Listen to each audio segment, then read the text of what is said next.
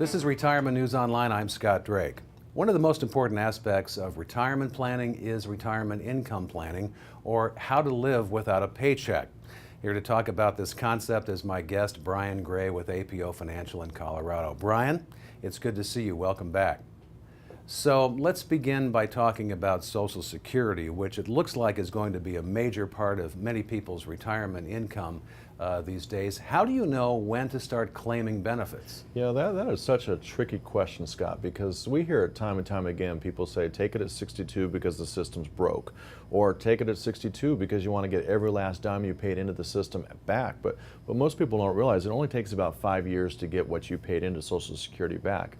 And for us, when we look at Social Security, that for most people, because most people don't have pensions, that's really the foundational piece of most people's guaranteed income during retirement.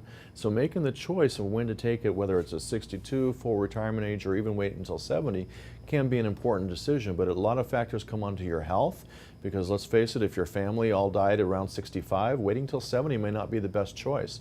But in reality is you have to look at it as your own situation, and if you're married, look at your life expectancy as well as your spouse's life expectancy, because survivor benefits is really a big part of that decision. And you can't just look at it as what's in it for me, but what's in it for if I'm the survivor or if my spouse survives me. So many retirees actually become surprised when they find themselves in retirement actually in a higher tax bracket. Talk about how you can minimize taxation in retirement. Well, you know, that's an important factor, because most people don't realize that Social Security actually can be taxed. It actually wasn't until 1983 that prior to that Social Security was not taxed, but since then it was supposed to be a temporary tax, but it's now become permanent like most taxes that are there.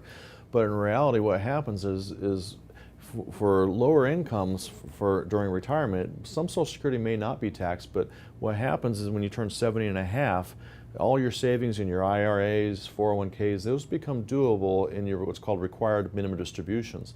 And that can actually cause your Social Security to be taxed. So we look at strategies like Roth conversions. We might look at life insurance to help offset that with some tax-free income. But there's lots of different strategies to help minimize taxes on your Social Security.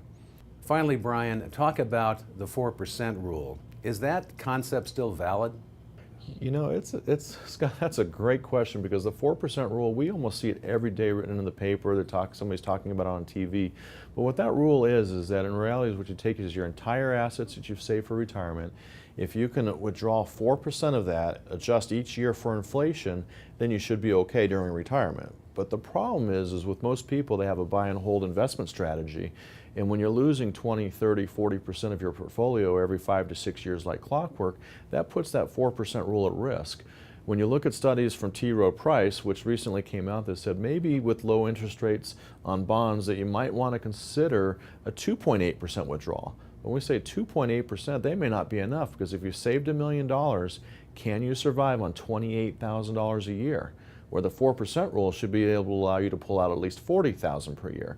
So when we start looking at it, you got to look at different ways and strategies to avoid the drawdown of that 20, 30, 40%. And in our world, we like to be tactical, which means be a little more defensive, move to cash, and maybe even some shorting strategies.